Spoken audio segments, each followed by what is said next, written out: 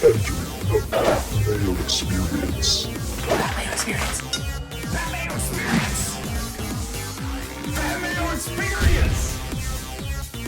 Experience. Welcome to the Pat Mayo Experience, presented by DraftKings, kicking off the 151st Open Championship coverage with the course preview, early picks, and research show. If you out there want to get into a draw for $2,000, one of you, I'm going to cut a check for $2,000 to. Easy way to get into that draw. Smash the like button to this episode. Sub to the channel. That gets you ballots into the draw. Easy stuff. You want the most ballots you can get? Subscribe to the Pat Mayo Experience audio podcast on Apple or Spotify. Leave a 5-star review. Download the show and leave your Twitter handle or email in that review after you rate it 5 stars. And boom, 15 ballots a piece for each of those. Sub to the free newsletter, which will be coming out in bulk this week. Down in the description, that'll get you 10 ballots into that draw, along with subbing to the channel and liking the episode. Share the show around on social media. For every share that you do, be it a retweet, a Facebook share, whatever it is, that's one ballot. Unlimited ballots can be yours in that contest. So one of you getting $2,000. Playing the Listeners League on DraftKings as well. It's almost 40% full already for the Open Championship. Link is down in the description. There's over $100,000 of rake-free guaranteed money, so I suggest that you play it. And after I talk to Steve Bamford today, then I'm going to dig into the research on fantasynational.com. You can get yourself 20% off at fantasynational.com by going to fantasynational.com/Mayo. Make it easy on yourself, even if you just want this tournament and the Barracuda, which is going to be going on at the same time. You know, a weekly is going to be $8 with that discount. So, I mean, you're leaving money on the table by not doing it. Steve Bamford is joining me for the second consecutive year. I feel like we're making this an annual thing now. Wonderful stuff. How are you, Pat? I'm doing well. You said it's not sunny where you're at. It is sunny for the first time in ages today where I'm at. And now I got a lot of energy again. It's, we've got to this spell of the summer. We had a glorious May, fantastic early June. And then when you get to Wimbledon time, it always starts to rain in the UK. And that's exactly what's happened. So it's not constant rain. It's showers, but they're heavy. So, I've got a feeling we're not going to see a baked out Hoylake next week. Well, that's what happened in 2014, because I do the legwork on this. I went back and looked at the weather report for 2014 when Rory ran away with it. He ended up winning by 2, but he ended up going into the final round with a 6-stroke lead over, I forget who it was, but Ricky and Sergio ended up 2 shots behind him when all was said and done. -17, -15. It was soggy, not soggy that week, but it played soft, and the winds never really got up all that high. So what I'm seeing in the forecast right now, and if people are wondering, I'm using the Hoylake Wind Tower. There's 2 of them that are just very close to the course. Pick your poison on windfinder.com. And this is going to be, pretty far out because we're recording this a week away. But it doesn't seem like there's a ton of rain in the forecast after Sunday this week. So Monday, Tuesday, Wednesday, Thursday, and then the rain comes overnight Friday. As it stands right now, as we know, this can change on a dime 2 hours before. But from a week's out perspective, this is what I'm seeing. The big thing is going to be like Thursday looks like it's going to be great. Winds maxing out at 15 miles per hour. Then we get to the weekend and it's like 25, 33, 35 with rain coming in. So would you expect the winning score to be as low as we saw with Rory in 2014 or even Tiger in 2006? Or will the winds really have a huge impact, especially on these final closing holes, which are just kind of in the flatlands, wildly exposed to the wind, that we could have some drama down the stretch?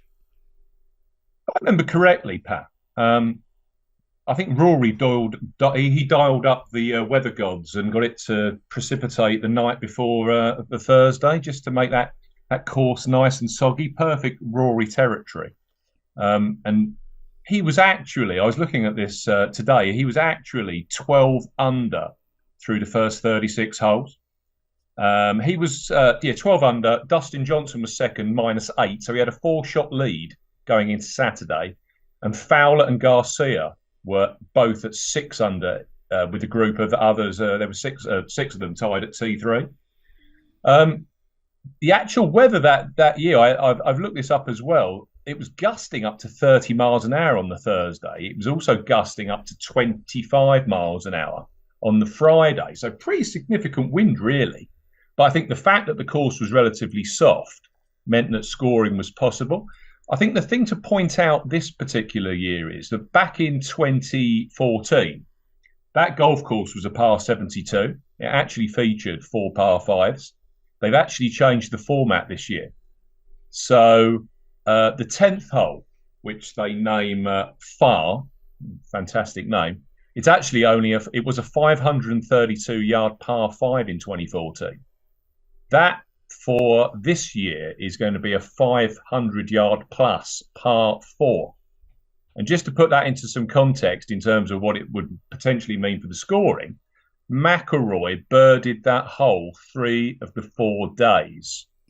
So if we're turning that easy par 5 into a long, over 500-yard par 4, that could do some significant damage to the winning score, I think. I'm thinking, and this is all weather dependent, and as you've just said, these things tend to crop up on our coast within sort of hours rather than days in terms of just the weather format. I'm thinking kind of 14, 15 under would potentially be near the winning score.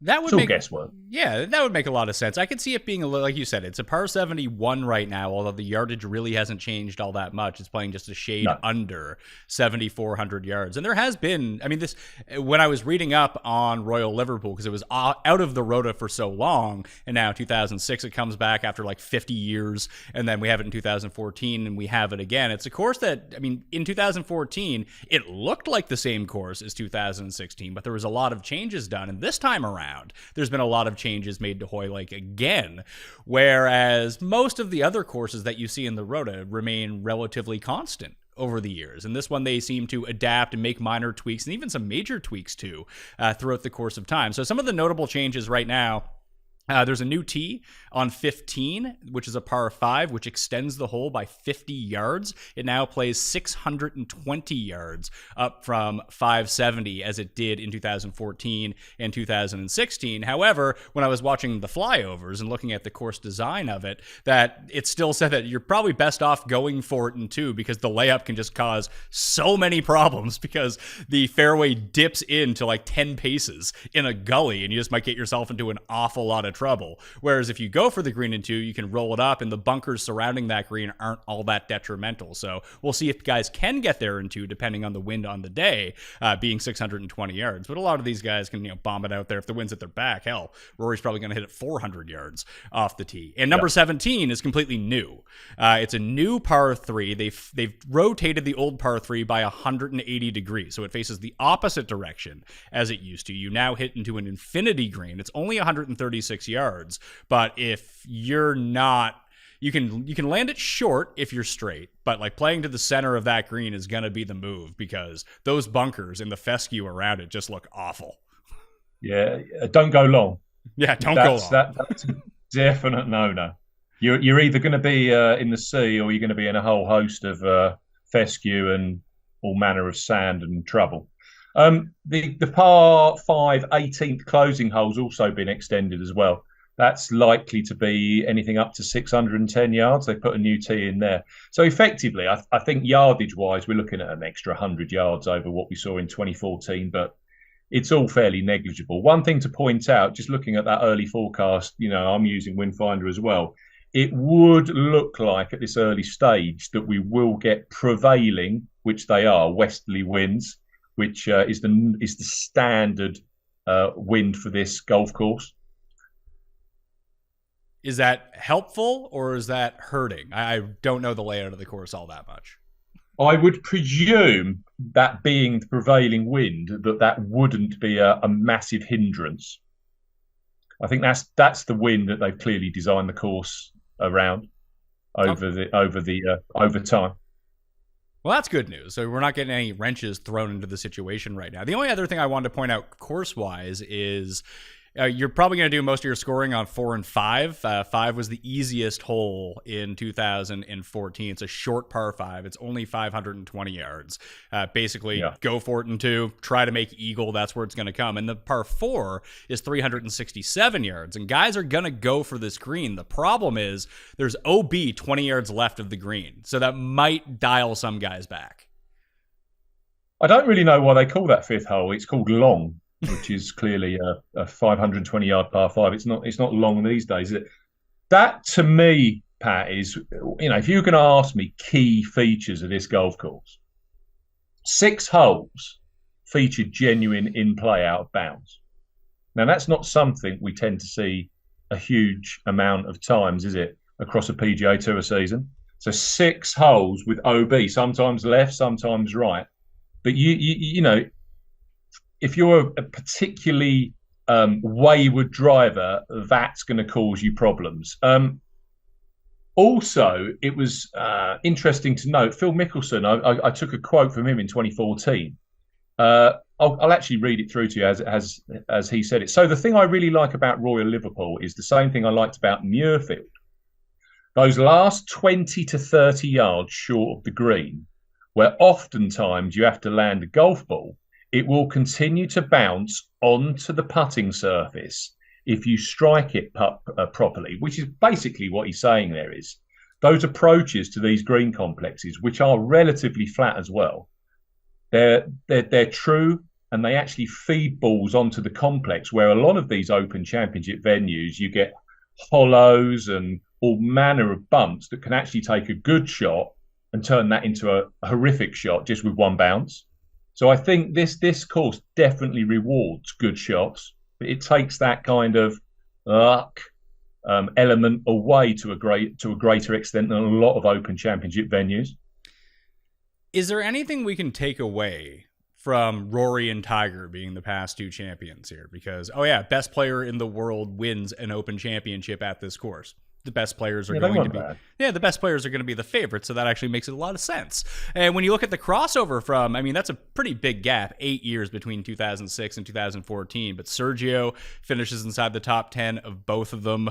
Adam Scott had 2 good runs, finished inside the top 10 of both of those Open Championships. But just seeing some of the other names that appeared on the leaderboard throughout the time, like Tiger was first in 06, Chris DeMarco was in second. I happen to recall a Masters where that was exactly the same finish. We also had Sergio, a Masters winner up there. Els, who just, historically plays well at Open Championships, never got his green jacket, but pretty good.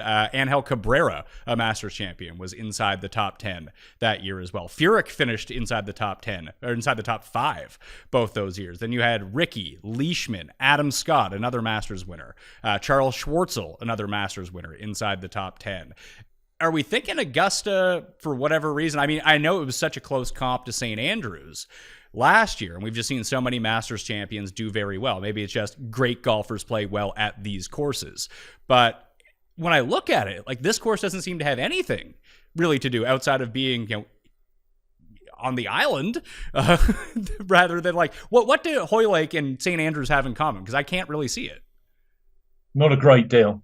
We they're by the coast. One's in Scotland, one's in England. But the thing with St Andrews is that's a very unique venue, isn't it? It's basically, you've got fairways that are basically adjoined to 2 holes. It's like Kapalua on speed. They're 80 to 90 yards wide. There isn't a lot of penalty off the tee. I think even Cam Smith crazily averaged something like 85% of fairways hit last year, and we know with Cam, he's hardly the straightest. I thought I was going mad, Pat, but you've hit on a great thing here in terms of Augusta. Fowler. I'm just going through the top 3 from 2014. Ricky Fowler, a 5th at Augusta prior to finishing 3rd here. And then he's also finished runner-up there since. Garcia clearly went on to win a green jacket. We've got McIlroy. We know his record at Augusta, 2nd, 4th, 5th, 5th. Tiger Woods, he hasn't got a bad record at Augusta, has he? You mentioned Adam Scott, twice in the top 10. Well, Adam Scott's an Augusta National winner. So is there something in the course format? Is there just the fact that great players play well at Augusta National? Not so sure. But here's another one. And this I don't know if this is one that you've spotted. What about Sawgrass? Because I'm seeing Tiger Woods. Now, TPC Sawgrass was never Tiger's favourite format. I get that. But he won there in 01. He won there in 13. So 2-time winner at Sawgrass. McIlroy, a winner at Sawgrass in 19. We've got Sergio, a winner at Sawgrass in '08, and we've got Ricky Fowler, a winner of the Players' Championship in 2015. And you also mentioned Adam Scott. He's another player that's got a fantastic record at Sawgrass. You could also take this potentially, and I know it's an unfashionable tournament this day. It's lost its sponsor in Honda, but the Honda Classic PGA National. Tiger Woods, I think he's only ever played there once. He finished runner-up. You've got McIlroy, a winner at PGA National. Sergio's finished second at PGA National, and Ricky Fowler has won at PGA National, as has Adam Scott. Two particularly tricky Florida golf tests. Interesting. And Jim Furyk has 5 top 5 finishes at the Players, including 2 runners-up, even at the very late stages of his career. Yeah, didn't he finish runner-up the year McIlroy won it? He did. Came with a Sunday charge. And he finished second the year that he finished fourth in 2014. Now, I don't know about you. When I think about Sawgrass, and I know that Cameron Smith blows this to smithereens, but Cameron Smith blows most kind of trends or shapes of play looks to smithereens, doesn't he? Because he was barely hitting a fairway, but was making putts from sort of 40 feet on every hole. But for me, TPC Sawgrass is a golf course that's all about accuracy off the tee, and it's hitting to fairways and to positions on fairways, which pretty much the whole field are hitting to. That, to me, is kind of strategic. It's taking away a great element of just brute force and elite power off the tee, which, of course, does start to frustrate many of the elite players when they can't quite get the advantage off the tee that they usually do. So I'm seeing something there about players that have played well at Sawgrass, well in the wind at PGA National on a very, very tough golf course. I know that you guys, you've been there and viewed it yourself over there, the Honda Classic. But there's something there about players that can hit the ball relatively straight off the tee, are strategic, and have decent short games for when things go wrong. Because you are going to miss greens here, and you've got to have that ability to get up and down. So Scotty Scheffler is going to win. Yeah. Okay. Good show. Wouldn't be surprised. Wouldn't be surprised. It seems to be setting up so well for him. Like, he didn't even gain, he gained 0.1 strokes putting at the Players' Championship and won by 5. That's how good he was that week. And obviously he didn't win the Masters this year, but he did lose like 8 strokes putting at the Masters and still finished inside the top 10. Just happened to win it last year. Yeah. And I mean, as a defending champion, that performance was very, very strong. As we know that the green jacket holders don't tend to defend very well. But this is the point, isn't it? Sawgrass, Scheffler tick, Augusta National, Scheffler tick. The other one I could almost see as well is TPC Boston. McIlroy a two-time winner. Sergio Garcia's got a couple of top 5s. Ricky Fowler's a winner. And I believe Dustin Johnson was 400 under at that tournament one year. He was. And Scotty Scheffler finished in the top 5. He shot a 59 that year. Exactly. Interesting. It's just... And with all of this momentum behind Rory, the fact that he missed out the US Open, the fact that he's so close to winning that major that he hasn't won for 9 years, and it's going back to the place where he won last time. You just see Scotty sitting there almost touching 10-1 over here in the UK, and you think it wouldn't be such a bad thing if Scotty just had a quiet Scottish Open and didn't do too many heroics. Well, especially if Rory that's sort of the optimal situation if you want to go with Scheffler this time around, would be Scheffler misses the cut or has a very poor performance at the Scottish Open, and Rory's wins or comes in second or something like that. He is very clearly the best of the bunch when it comes down to all of the top end players, because Rahm is obviously taking the week off. And people want Rory to win so badly, and maybe the British books and the North American books will be a little bit off on their pricing, sort of like, when I go to DraftKings Sportsbook in Canada, sometimes the odds are a little bit different on the Canadians than they are on the American books, because Canadians like to bet on Canadians. So the Scheffler price in the UK might end up being better than the Scheffler price in America. Yeah, potentially. But probably I'd love to see something around the 10-1 mark if that's at all possible. I mean, when was the last time Scotty Scheffler was 10-1? I bet him in. I didn't bet him. I used him as my one and done, but he was 17-1 in Phoenix this year. That's when it all started. It was a fair way back. I was just looking at what he was for the players. I got him here noted that he's 11-1 for the players back in March. So yeah, there could be just talking through on a very, very basic, broad brush perspective there. Those courses do relate very much to Scotty Scheffler. Would you expect? Like, we've seen a lot of younger players win at the Open. Although in your mind you're like, oh, Darren Clarke and Ernie Els, like that's in the past. Go back and look at the past few champions, and they've been on a bit of the younger side, be it with Spieth or Molinari or Colin Morikawa. That, and even Rory, when he ended up winning in 2014, was a very young man at the time, still pretty young as it turns out. Cam Smith a year ago. And even the contenders last year, you had Rory, but Cam Young was, he's pretty young still at this point, a year later. Do you think that we could see a veteran end up doing well here? Because I was trying to rack my brain about if I want to go down the list, what are the types of players? Obviously, Adam Scott is probably going to be pretty good since this is a course that he really enjoys. But what about someone like Jason Day? Good Masters record, Players champion, having a good year. It seems to have tailed off a little bit. But there was a point of the season where Day and Ricky were kind of neck and neck as, are they going to break through? Are they going to have their comeback? Day just had his a little bit earlier, but now Ricky's like 18-1, 20-1 to win this tournament, whereas Day is like 60, 80-1, whatever it might be.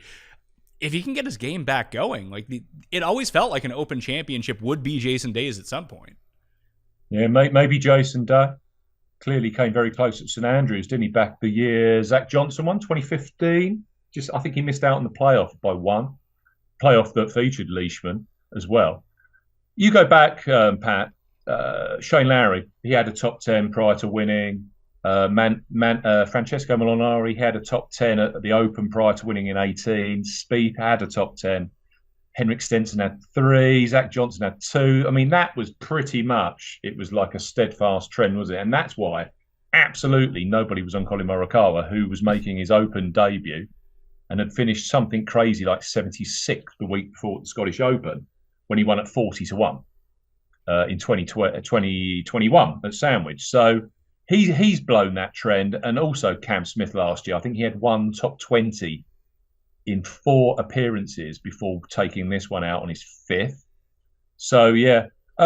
Another experienced player, I know he's not Jeff Feinberg's favourite, but Justin Rose, is he another kind of veteran that's playing some very, very good golf that could just, come and take this one out? I think there's worse bets out than Justin Rose, really.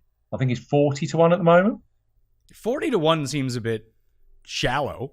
I would have expected him to be up around and we'll see what the reset is. Yeah, at DraftKings, he's currently 40-1. I would guess, unless he ends up having an amazing Scottish, that he closes at 60, 65, 70 when the odds get reset. Because everyone's odds kind of suck right now before the Monday. They're just, if you want to bet on the Open, go ahead. We're going to give you the worst odds possible. Eventually, some of these guys are going to fall down the board. It just feels, it feels like, Rose is at 40. Maybe this is just sort of the UK influence right now, where all the Brits are just wildly overpriced because they're. What was the last time we had a Brit win the Open Championship? It would have been Rory in 2014. When was the last time we had? When was the last time we had an Englishman win the British Open? Oh wow! Now you're getting me to search into Wikipedia territory. Faldo? Was it Faldo? Potentially. Darren Clarke was 2011, but clearly he was Northern Irish as well. So, wow, we're going way back. Way back.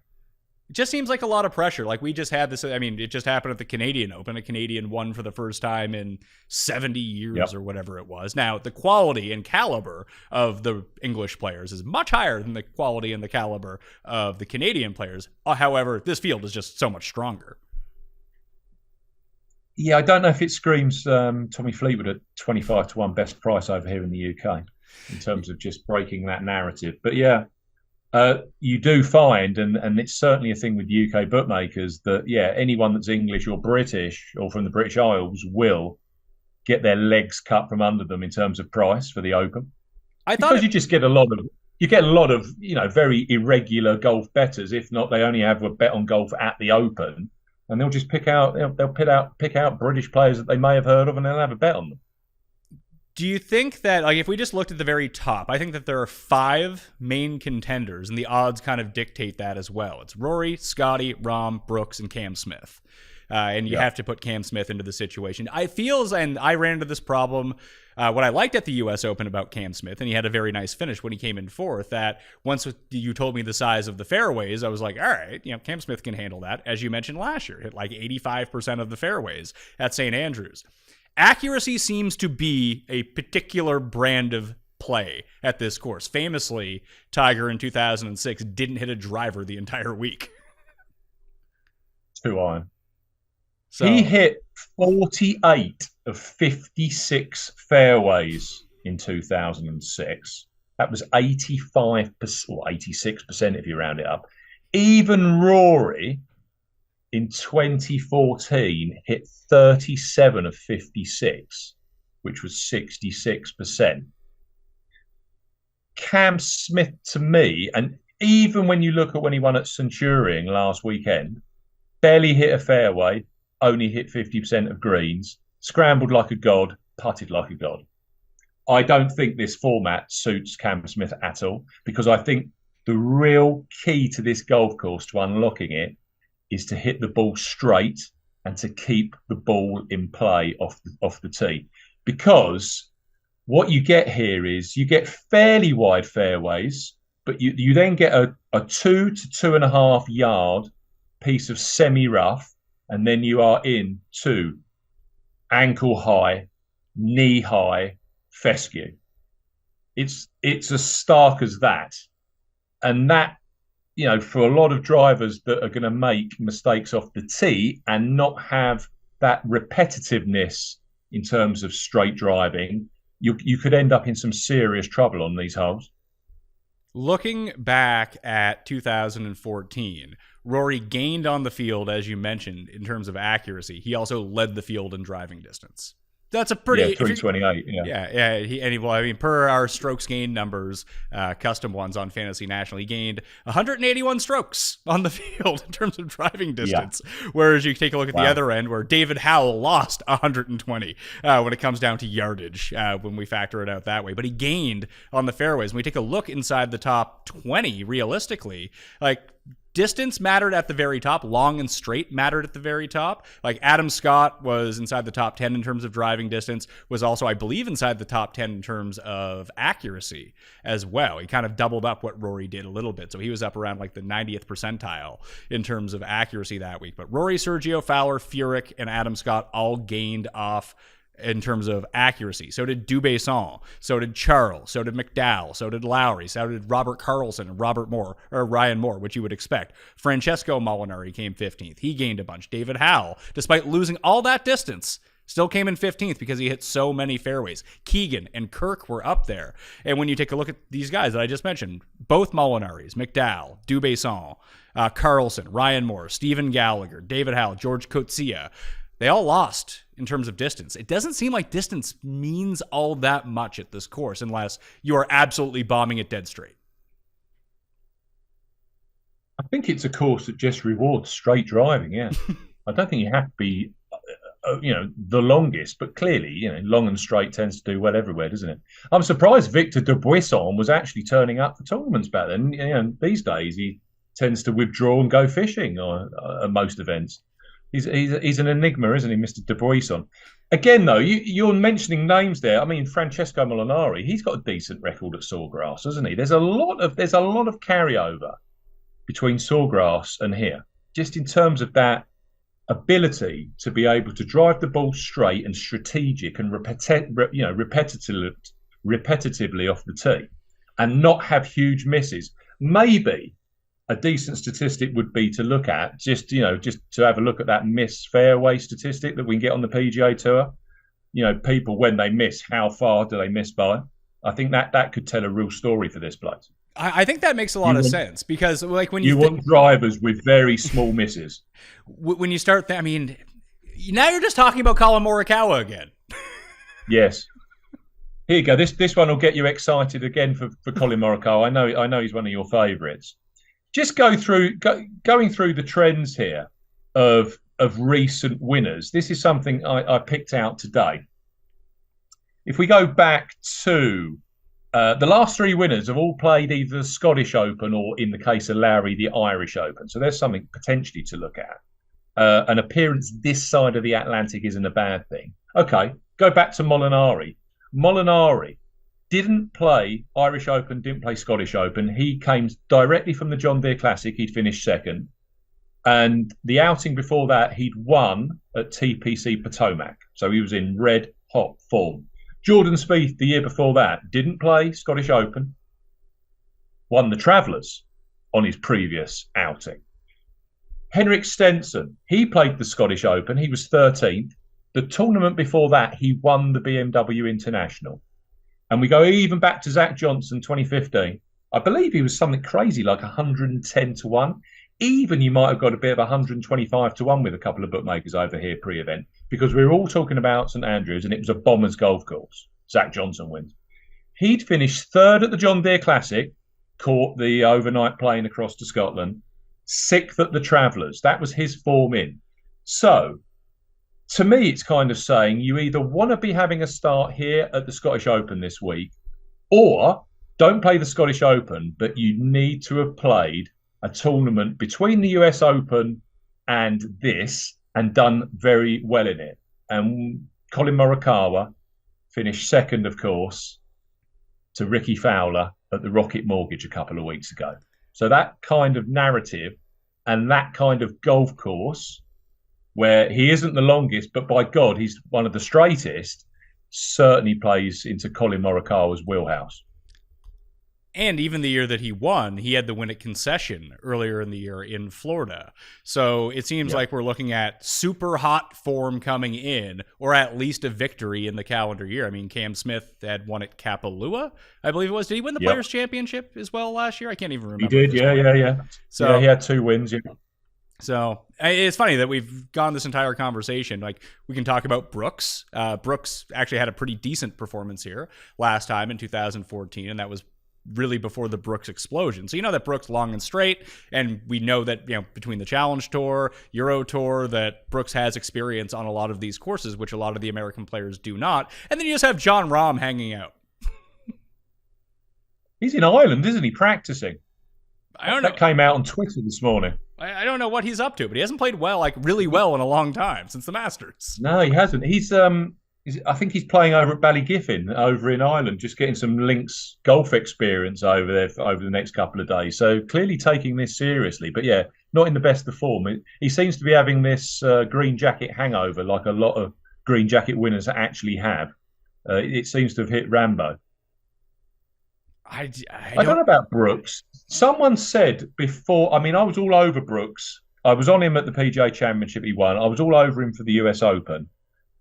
And then I saw something on Twitter from some eminent person saying, the thing with Brooks is he needs to have played the week before a major championship, and that's when he does best. He doesn't like coming into a major with a gap week in between, and he didn't have an outing the week before the US Open and didn't play overly well. And I saw, you just think to yourself, is Brooks, I would expect Brooks turns up on Tuesday, has a look at 9 holes and says he's ready to go. I don't know if that's going to translate to an excellent Brooks performance at Hoyle.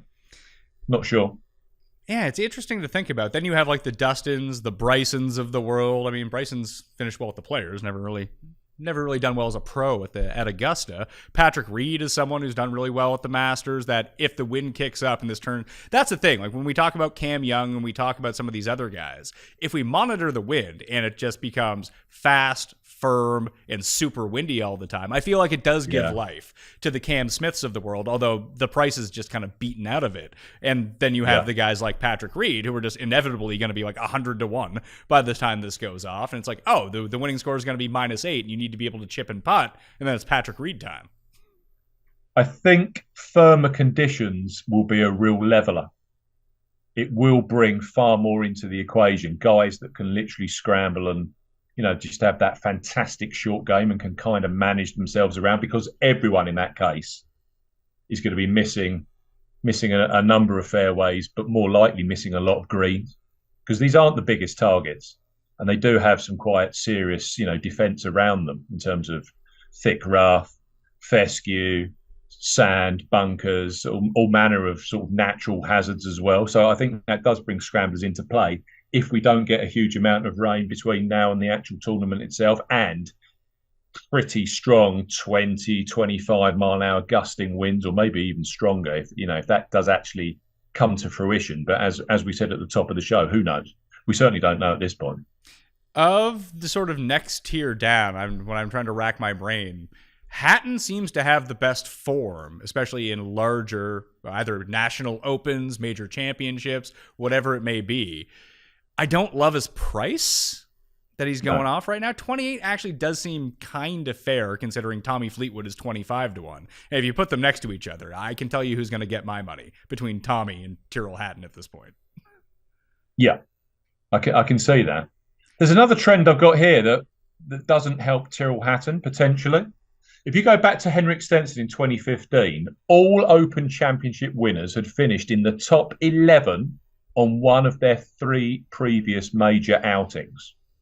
So if we work that through this year, clearly US Open, PGA Championship, the Masters. Here's a list of players that haven't finished, a list of elite players. I'm not going to bore you to tears. Here's a list of elite players that have not finished in the top 11 of the 3 majors so far this year. Max Homa. Surprise, surprise. Tony Finau, Keegan Bradley, Tyrrell Hatton, Sam Burns, Justin Thomas, Sung Jae Im, Jason Day, who you mentioned earlier, Brian Harmon, Shane Lowry, Hideki Matsuyama. So if we're looking for winners rather than each way places, if the current trend continues, those guys theoretically can't win the tournament next week. What would be Hatton in general is always a good play by the coast, isn't he? Yeah. That's obvious. Yeah, like Links Golf, get him back over there. And he's having a great season. It's funny that he doesn't have the high finishes in majors, but when you look at elevated events in the Players' Championship, he's coming to like the top 5 of all of them. Why do you think that is, Pat? Do you just think it's that on-edge mental capacity that he's got where, at majors he just seems to frazzle, just seems to completely lose it? I think that he is more comfortable at shorter courses. Although distance isn't really a problem for him, I think when he feels the need that he really needs to bomb it off the tee, he starts getting himself in a lot of trouble. Yeah, that's a decent angle.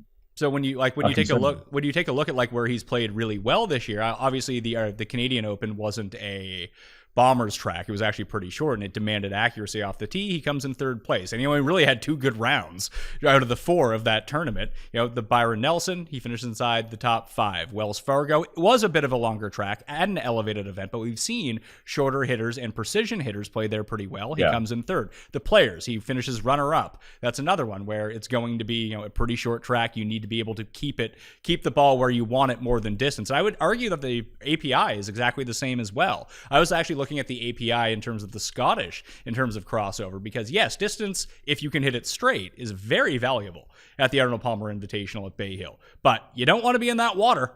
And although there's not like water lingering around at Hoylake, as you mentioned, 6 of the holes have OB, and you could hit it into a gorse bush and you're done. Yeah. Again, Tiger's not got a bad record at Bay Hill, has he? McIlroy hasn't won there yet, but tends to be near the... he has won there, didn't he? He did win the API. He won it 18 under 1 year. Sergio's played well around there. So, yeah, I can see that. This is the point, isn't it? It's courses where you stray a distance off of the short stuff. You've got real penalties. And I genuinely think that is Hoylake. There is so much OB on 6 of the holes. And, like I say, this gap between fairway, rough, kind of semi-rough, 2 yards, 2.5 yards, and then you're into this thick, ridiculously long fescue, which can be really thick, or you might get a break. But it's completely up there. It's just pure luck. What kind of lie you're going to get? So yeah, I genuinely think that accuracy, straightness off the tee, and if you're long and straight, I think that's going to be a huge advantage. I genuinely do.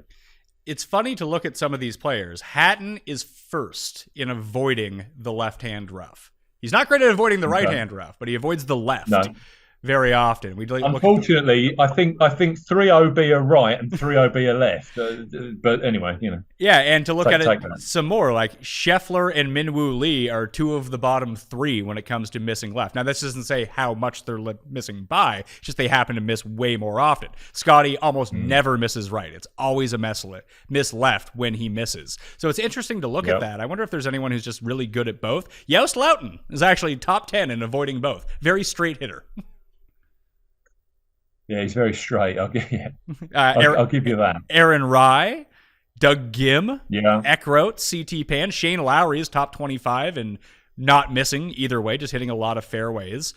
Corey Connors is very good at that. Connors is interesting here because it doesn't feel like you need to be a great putter in order to win here. I worry about his short game, but it's not a... I kind of spoke about this, and I might be completely wrong when it comes to Hovland, that I don't love Hovland at this style of Open Championship. Like, St. Andrews is a great setup for him because he can just hit every green in regulation in 2-putt or 1-putt, whatever it might be. It feels like you need to have a modicum of scrambling ability at this course, and, well, he's getting better. I wouldn't call him the most creative guy alive.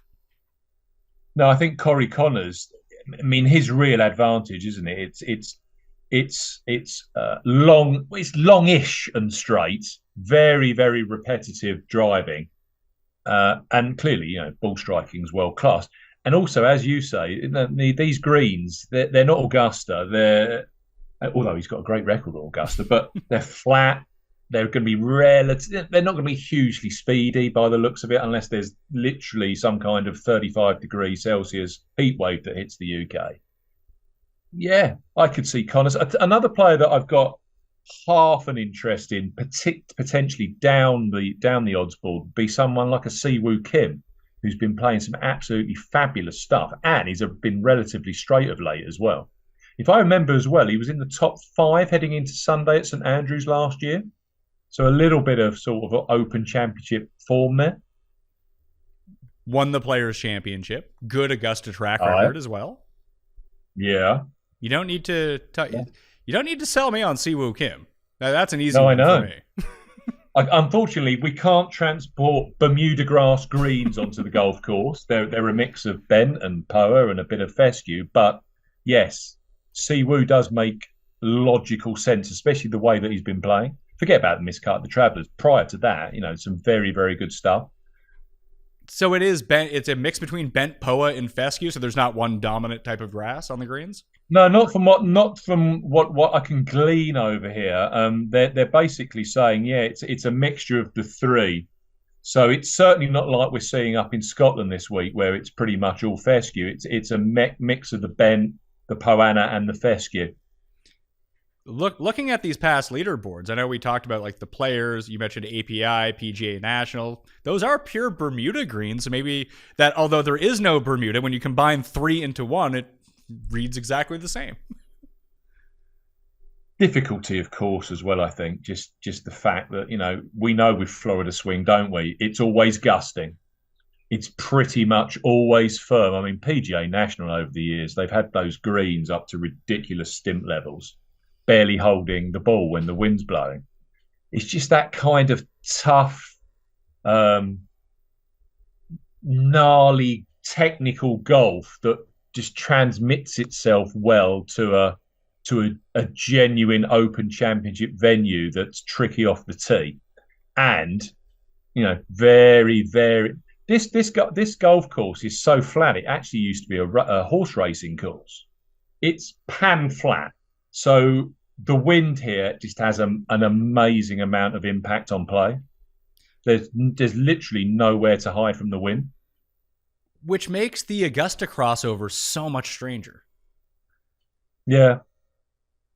Don't know about that one. Yeah. But it's there. It's there. No, it's there. Yeah. I mean, it's very limited. As you said, Pat, maybe it's just the fact that good players play well at Augusta National. And good players play well here. So take good players. I'm glad you watched 45 minutes of this. Take the good players. You'll be good to go. That's it. Let's put a can on it. Any final thoughts before I let you out of here? Anything that you didn't reveal as of yet? I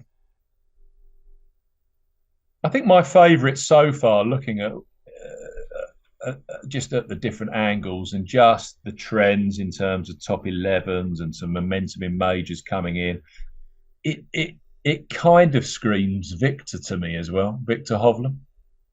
Yeah, I just and he played well. He played well at the Players this year. He's played really well at Bay Hill. It's just I gotta see him do. I mean, he's been close in these majors, but it feels like he peaked and now he's back on the downswing a little bit. Not that he can't win, obviously, but it felt like he had his chances and he missed his chances in a major championship this year.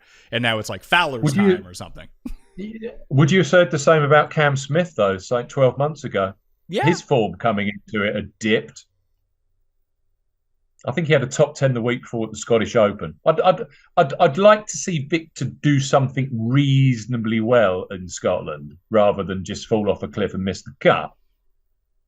But, that straight, intelligent driving and long, the way that he can strategize himself around a major test. I mean, even when Oak Hill was firm for those first 2 rounds before the rain came in the afternoon, Victor was playing well, just navigating himself around. It kind of feels Victorish to me. I can see it, but I'm not betting him, so I'm just going to believe in my mind that he can't handle this place. I have to sell myself on that. We know that Jeff will win. He'll have already bet him. I take it. I can't see any kind of world where he won't be on Victor. To be fair, for the Open. Yeah, I mean, he might not say that he's on Victor, but I know he has secret Victor bets somewhere. Just like secret. Hey, he said he didn't have any money on Fowler when he won in Detroit, but like, come on, we all know he had money on. He bets on Ricky every week. Yeah, he's adamant he didn't. Yeah, but I can't see that personally. No, I just my take out on this would be beware of that fescue, beware of that out of bounds. For me, indiscriminate drivers are going to struggle around here.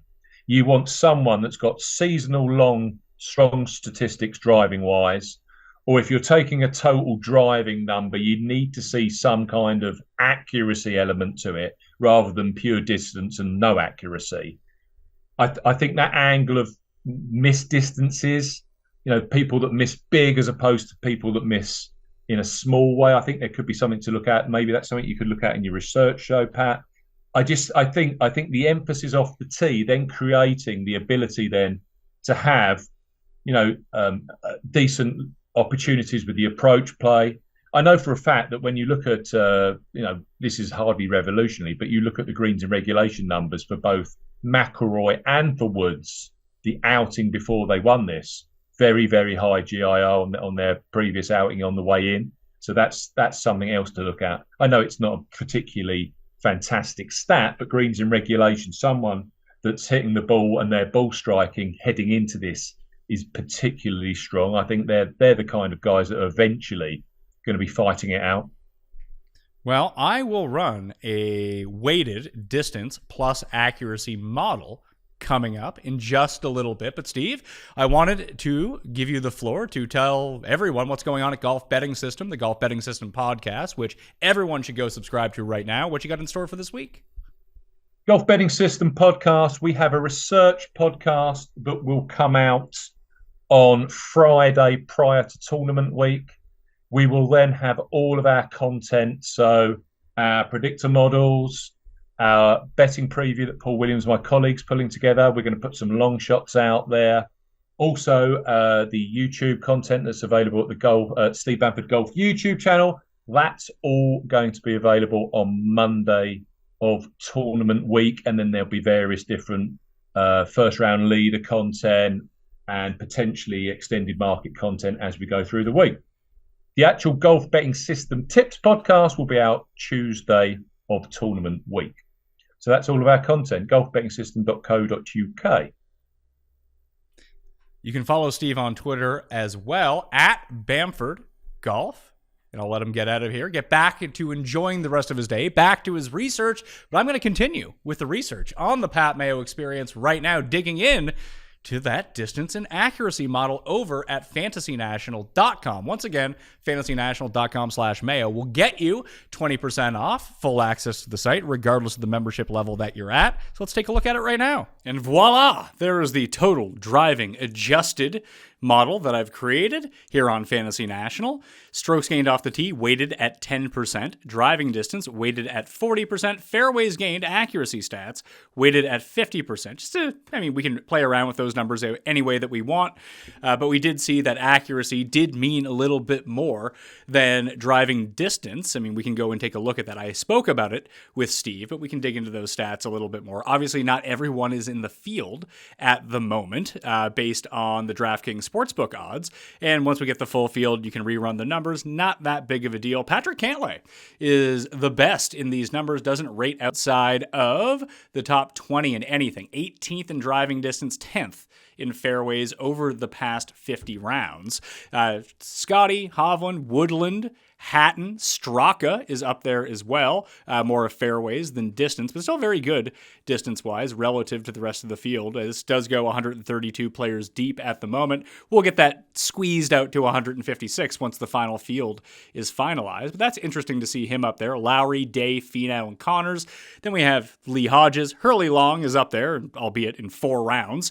Fleetwood, Tom Kim, Gucci Man, Taylor Gooch, prolific winner on the Live Tour. Taylor Moore, Ricky Fowler, Jordan Smith in only 28 rounds, but we can shrink this size down a little bit. Now that we know the parameters that we're dealing with, we can dig in a little bit longer into 24 rounds, 12 rounds, or we can just take a look at the rolling report, which will just give us the ranking that these guys have over the course of each of those ranges. Now that we know the stats that we're dealing with, you can go in and look at each of the date ranges or round ranges by particular stat, be it fairways gained or driving distance gained or off the tee. But we can just get a progression. So we can start at past 100 rounds, where Scheffler is number 1 and Cantlay is number 2, and then we can track their progression on the way down. So, past 8 rounds, past 4 rounds, I suppose it could tell us who's hot and who's not, but even in terms of, let's say, Scotty Scheffler, what events has Scotty Scheffler actually played in? We played the Travelers and he played the U.S. Open. Okay. That's great. So 2 elevated event fields where certain other guys, like Cameron Young, for example, in the past 4 rounds, he played the John Deere Classic. So he wasn't playing the cream of the crop. Yeah, can you dig it? Cameron Young was not playing. We know he's a prolific driver. That's not the point I'm trying to make, but when you shrink the sample down too long, and you're going to get jumbled information based on 12 rounds, based on 24 rounds, based on the field strength that a lot of these guys have played in. However, it is worth noting and looking at, like Bryson, for example, when we talk about his weighted rounds, we're basically only talking about major championships.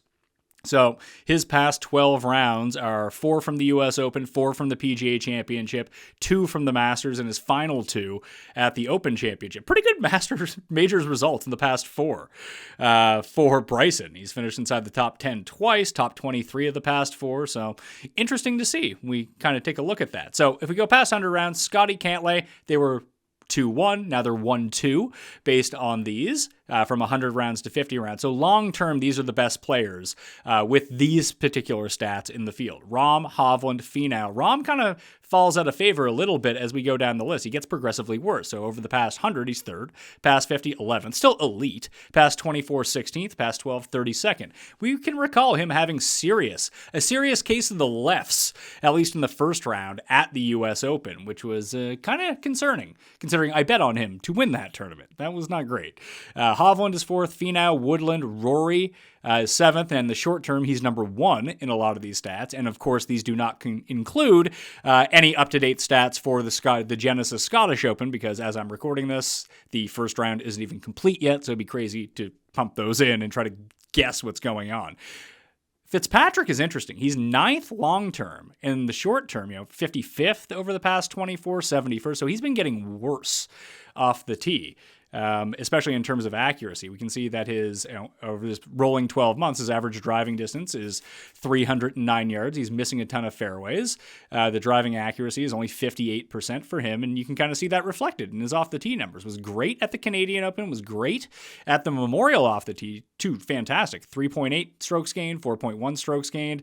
But in the other 3 of his past 5, he missed the cut at the PGA Championship, lost his 1.2 strokes, lost 3.2 strokes at the U.S. Open, and then lost 1.7 at the Travelers, and just did not really have anything going. Not quite certain how he finished up in round 1 at the Scottish, but worth noting to see if he can get his off the tee back in check, because he was top 10 I mean, he did win a U.S. Open last year, but we saw the improvements that he had made incrementally off the tee to add that distance, but it seems like the accuracy has kind of gone down low, and that used to be such a key part of his game. Connors, Bryson, Keegan, Xander Schauffele, Neiman is still up there, and even in the short term, he remains inside the top 25, so it could be a fantastic, and always a very good hard course, firm course, wind player, Joaquin Neiman. He just keeps the ball so low that he is less affected by the wind than some of these ultra high ball hitters like Rory or Jason Day. Homa, Dustin, Brooks. When we go to the short term, Brooks, he's inside the top 20 long term, but past 12 rounds, past 8 rounds, 10th, 6th. So, and that's all in major championships. So we know that he has the off the tee game to potentially get this done. Lowry, Sungjae, Griot long term is 20th. In the short term, he's 31st. So let's take a look at Griot because he actually has a pretty decent Open history. Take a look at the Open, although it's weird. He has a checkered history at the Open. He either comes in 12th or he misses the cut, apparently, in 6 appearances. Has made the cut twice, has finished 12th in both those appearances, and missed the cut the other 4 times. Has won on tour already this year. So when I spoke with Bamford about the types of players that you're looking to target, Griot isn't the craziest play in the world. The approach was bad at John Deere, was bad at the U.S. Open, great at the Travelers, great at Memorial, great at the Charles Schwab, putted really well at the Charles Schwab, and overall his putting has actually been quite good, and historically just a very accurate hitter off the tee, and if distance isn't going to play as big of a factor as it does at other majors. I don't want to say that distance doesn't play a factor, because that would be lying. Of course, if you can, the longer you hit it, is great. You just don't want to be wayward with any of those. Jordan Smith remains up there. He's 22nd long-term off the tees, 25th, 53rd. I mean, these are in major championships as well. 50th past 12, but past 24, he remains in 15th. Justin Thomas, 21st long-term. Got it going bad past 12 rounds, past 8 rounds, but really rebounded in the last time that he played. I wouldn't count on him to hit it long and hit it straight, though. Wyndham Clark remains up there. Adam Scott, Colin Morikawa, Jason Day, Lee Hodges, still inside of the lower end guys, inside the top 30. Hatton inside the top 30 amongst all ranges as well. Spieth up there too. The lowest he dropped was 37th over the past 50 rounds, but progressively past 24, 17th, 6th past 12, 29th past 8, and we'll see how he ends up finishing at the Genesis Scottish Open. He was 2 over after his first round. The shout out was given to Siwoo Kim by Steve, and boom, you see Siwoo Kim continues to be up there with a lot of the numbers. Yannick Paul and Maronk in their limited samples are inside the top 50 as well long-term. Daniel Hillier long-term is up there. Another recent winner on the European Tour, the Betfred British Masters. Seamus Power, who WD'd, by the way, with an injury from the Scottish Open. Straka, Harmon, Ricky. Ricky gets a lot better the closer that we get to real time rather than long term. I think that kind of matches what we see in terms of results and what we see with our eye, with how well that Ricky has been playing. Let's take a look at Siwoo's history here. In terms of the Open, probably shouldn't put a G in the Open when I type it in. The Open, 15th missed cut, 67th in missed cut. So not a great track record over in both England and Scotland. The around the green game has really gone to shit here for him recently. It's either fantastic and he's chipping everything. When he has a good around the green game, he finishes inside the top 5. Second at the Byron Nelson when he gained. 4th at the Memorial when he gained, but the ball striking has been fantastic. Don't lose 7 strokes putting, Siwoo. That wouldn't be great. But gaining on approach in each of his past 7, gaining off the tee. The last time he lost off the tee was the Farmers in 3 rounds at the South Course earlier this year. That's a pretty fantastic fantastic stretch of driving for Siwoo, and we just know that he is one of the more accurate players on the PGA Tour. So you can dig through the stats this way. So I think we revealed some guys from the bottom of the list who, be it, let's see here. Let's sort by past 24 and see if anyone else pops up. We know, the good drivers, they kind of remain the same. Corey Connors up there. Jordan Smith continues to be up there from the European Tour. Semikawa, although that's not in a lot of rounds, hence why he's 400 to 1 to win this tournament. Same as Hurley Long, also 400 to 1 to win this tournament. You get your Spieth, Dustin Brooks, Ricky, Wyndham Clark, Arnaus, Laurie Cantor coming over from the Live Tour to play. Cuss buddy, Laurie Cantor, Lowry, Louis, Shankwin, Yannick Paul, Maronk, Burns. Again, Lee Hodges continues to kind of filter around. Tom Kim is,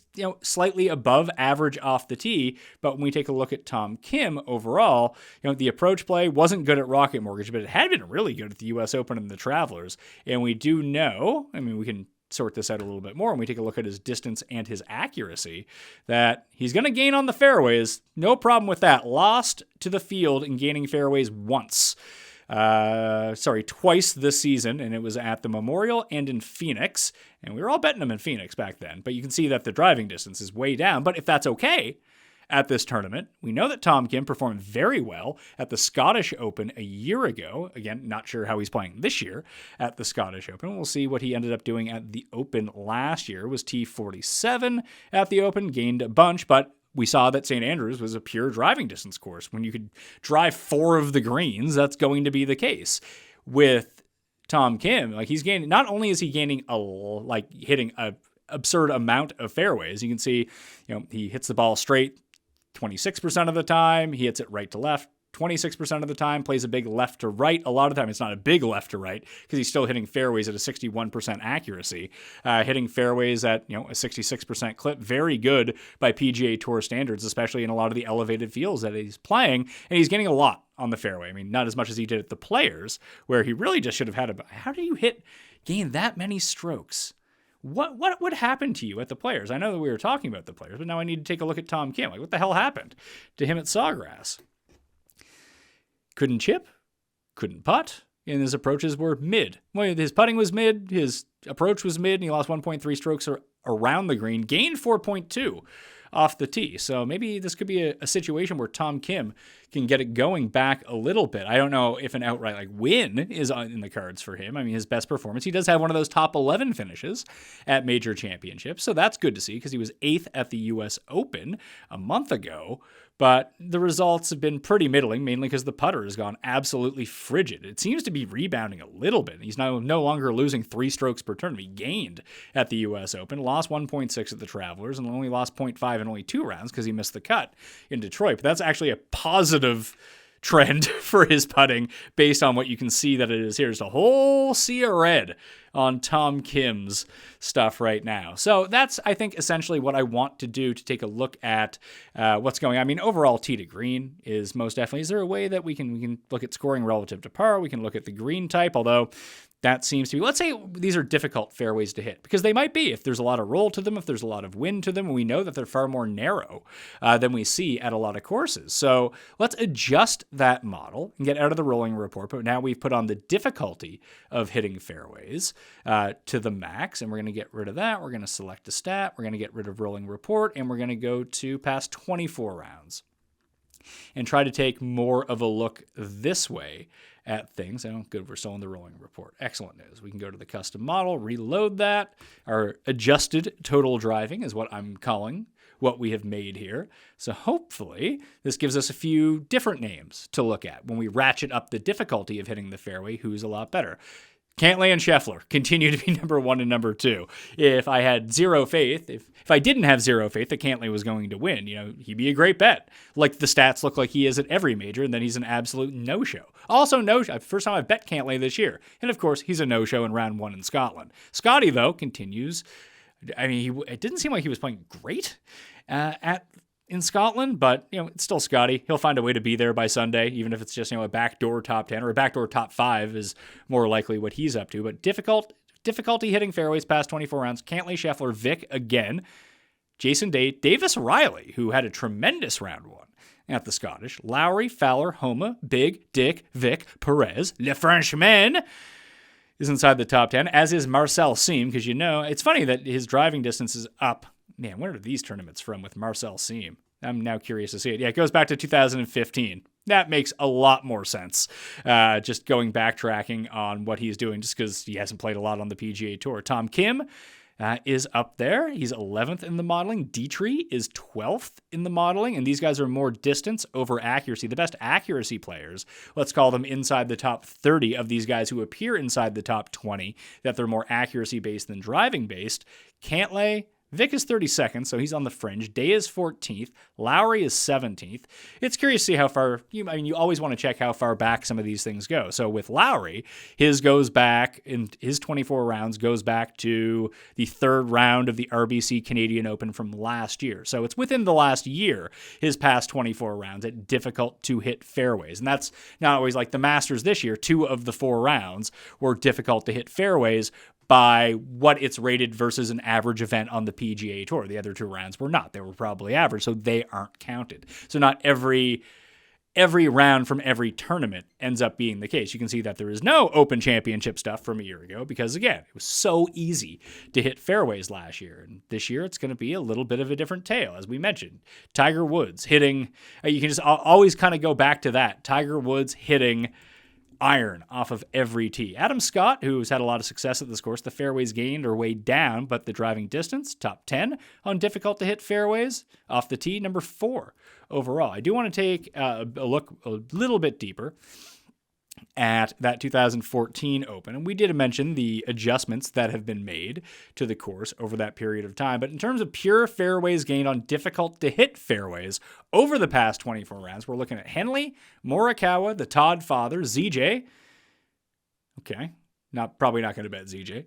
Tom Kim, number 5. Siwoo Kim, number 6. Stenson, Putnam, Answer, Sharma, Lee Hodges, Cantlay, Youst Loughton, Jason Day, Sungjae, Rose, Lowry, 90-year-old Richard Bland, someone named Zach Fisher, who is 1,000 to 1 to win this tournament, Connor Syme, who I know people played, I think, this week at the Scottish Open.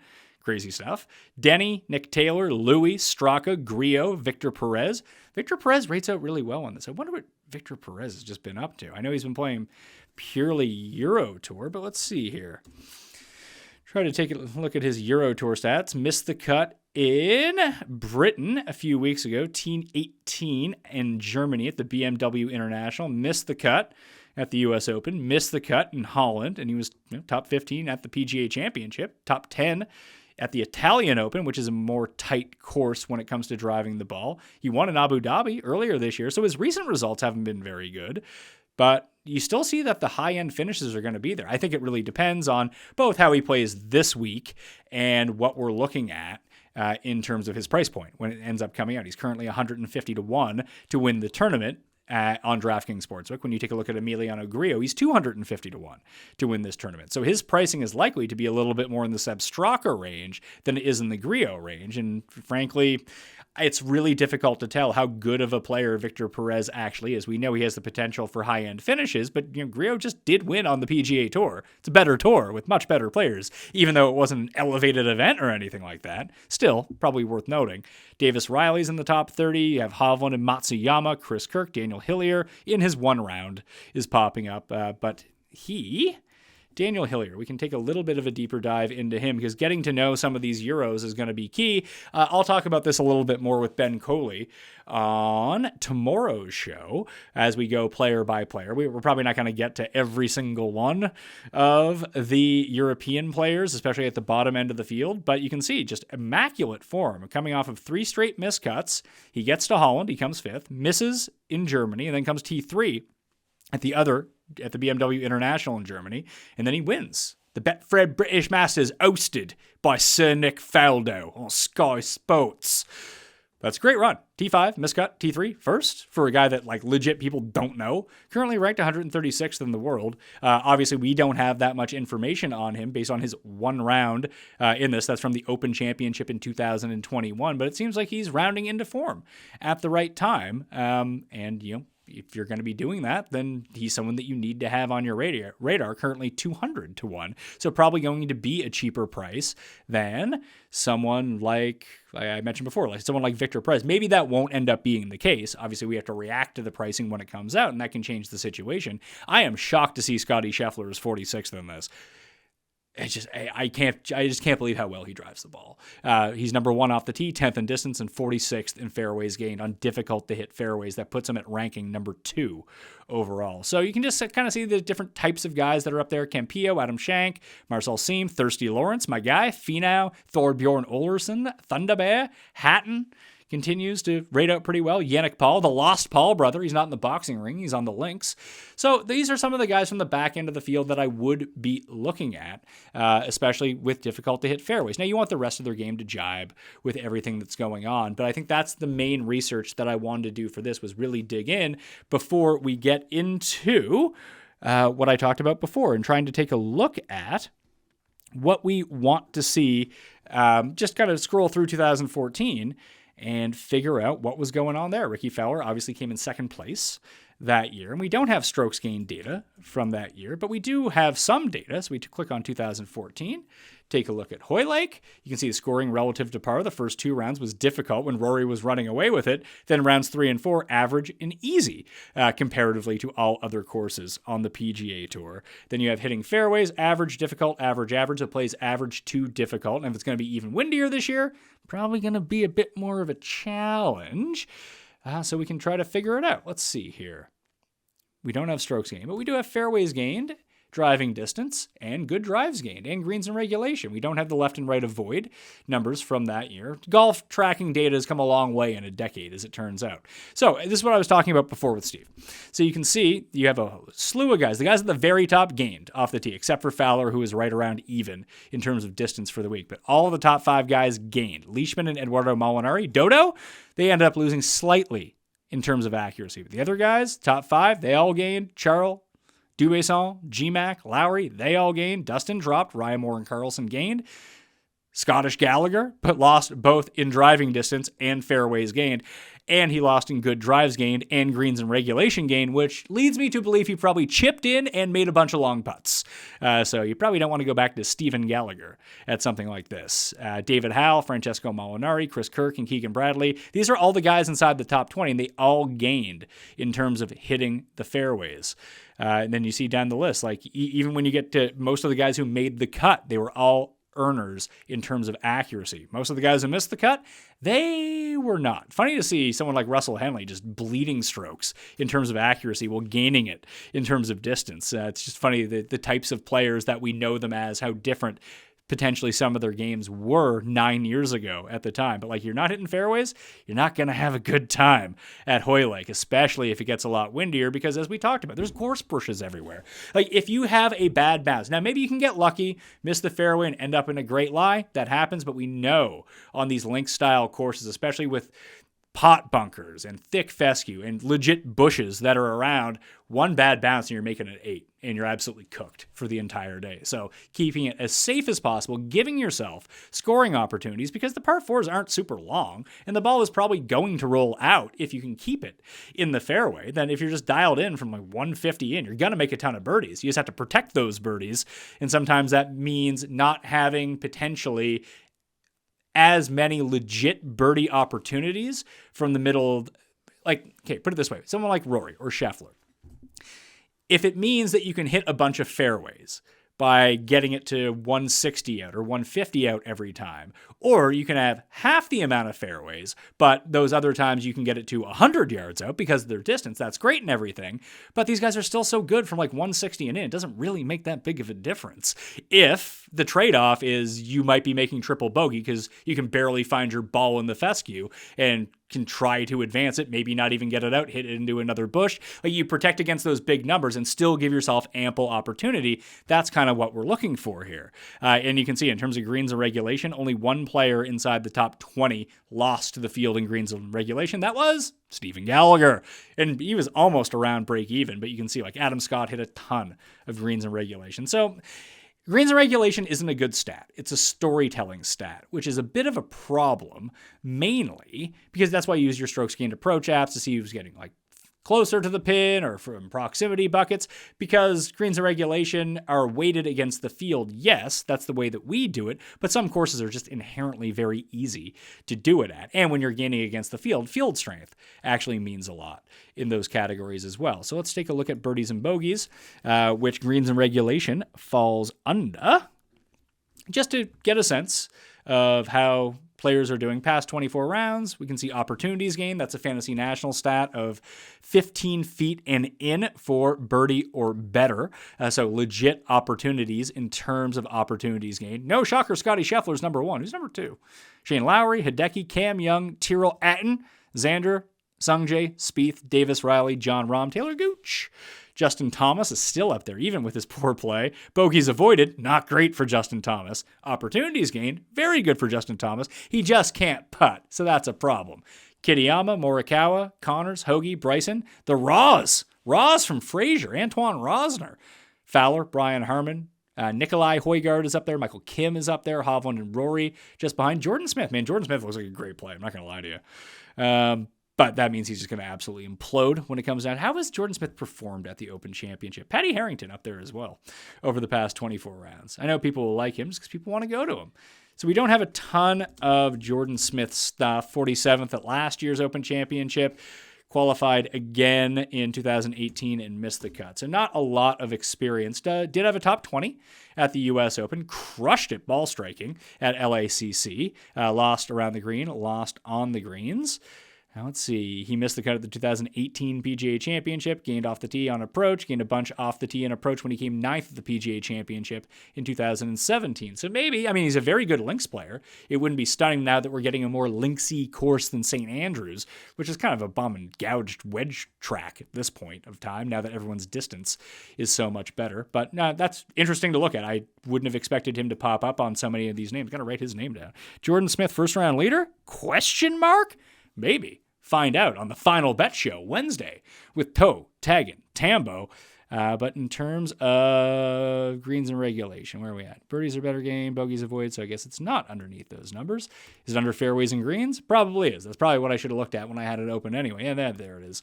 Greens and regulation gained. Past 24 rounds, Scheffler, Rahm, Finau, Xander, Rory, Morikawa, Connors, Woodland, Fowler, Straka. Michael Kim is another one who is up here. I think the only time he ever played in the Open was the year that he won the week before at the John Deere Classic. I could be wrong about that, but let's see. Yeah, he's played it once. Came 35th that year. And it was a nice run for Michael Kim for a while, and things have kind of gone the toilet here a little bit. Two of those, very strong field events, which this is going to be, so that's not helpful to us. He sucks in hard tournaments. Well, it's going to be a hard tournament. Great. Thanks for nothing. The off the tee has been pretty good, though. For him, he does have 2 top 10s in his past 7 starts, and one was an elevated event at the Wells Fargo and then at Colonial, so a long course and a short course. Interesting to see. So gaining off the tee, gaining around the greens pretty steadily. The putter is either hot or cold. He's kind of trading +2 for -3 and +2, -2, +2.5, -1.5. So it can go either way with him on the greens right now, but the approach has been bad. It was bad at the Travelers, bad at the U.S. Open, and then it was slightly bad, and he did miss the cut at the John Deere Classic. So other guys who are up there, Tom Kim, Neiman, Zach Johnson, Cantlay, Davis Riley again, Louis, Thorbjorn Olesen, second mention of his name, Russell Henley, accuracy in greens and regulation, a lot like Colin Morikawa. Morikawa is sort of the advanced Russell Henley at this point, and if Morikawa can putt, which we've seen him do on slow greens, and in Florida, weirdly enough, as we talked about some of those comp courses, and maybe like we kind of joked with Steve, Poa plus Bent plus Fescue might just weirdly equal Bermuda in the way that the speeds go, or at least the way that people read the putts. It's really interesting to see. Another Yannick Paul mentioned, only 5 weighted rounds in this. And this is on difficult to hit fairways. That number is still on, by the way. I can take that off and we can look at it. But I think that's an important one to look at because we assume that these are going to be average to difficult. So Scheffler, Morikawa, Rahm, Connors, Rory, and just neutral situations. We take an easy, average, and hard. Guys that kind of pop up the list a little bit more once we have the easier to hit fairways on. Shank and Denny McCarthy, both in Fleetwood, all inside the top 15. Henley and Griot and Hatton. Nikolai Højgaard, once again, and that is in 24 rounds, is up there. Stenson and Dustin, Hideki and Woodland, Cantlay, Yannick Paul. That's now 14 rounds of data for him. Tom Kim, a lot of Tom Kim, a lot of Cameron Young, a lot of Keegan in this middle tier, along with Lee Hodges. Man, could you imagine backing Lee Hodges at the Open Championship? I mean, I'm probably going to end up doing it. Thank God he's missed the last 2 cuts. The approach play has been horrendous the past 2 events at the Rocket Mortgage in the Travelers. It was actually pretty good before that. How has he fared in majors? He was 55th at the PGA Championship. Is that the only one he's ever played in? Starting to look that way when we scroll. He played in the U.S. Open in 2020, missed the cut. That was in the COVID year when Bryson won at Winged Foot. Played in the U.S. Open, came 18th in 2020 as well. Were there 2 U.S. Opens that year? Now I'm all confused about what's going on. Yeah, he's played in 3, so I could see it. It wouldn't be crazy, but the fact that the off the tee numbers have slipped the past 2 weeks isn't super encouraging when it comes to someone like Lee Hodges. And that's the walkthrough as we kind of did the individual player profiles in terms of their numbers. Of course, I'm going to talk about that more with Ben Coley as we go player by player and start making some cross-offs on our list. And that'll do it on the Pat Mayo Experience kickoff to Open Championship Week. Reminder again to smash the like, sub to the channel. That'll get you ballots into that draw for $2,000. Play in the Listeners League. That link is down in the description. It's filling quickly, so get yourself in. FantasyNational.com/Mayo gets you for 20% off. And the way to get more ballots, this is all in the newsletter, by the way, which gets you 10 ballots into the draw if you sub to for free down in the description. Go do that right now. But download, subscribe, rate, and review the Pat Mayo Experience audio podcast on Apple Podcasts and Spotify. That is the big thing of the week, if you can do that for me, because we got nonstop shows up until tee-off on very early Thursday morning if you are in North America, or regular time if you're over in Europe. But that will do it for me. We got a ton of shows, like I mentioned, coming out, so stay tuned with us all week. I'm Pat Mayo, and I'll see you next time. Mayo Experience! Experience!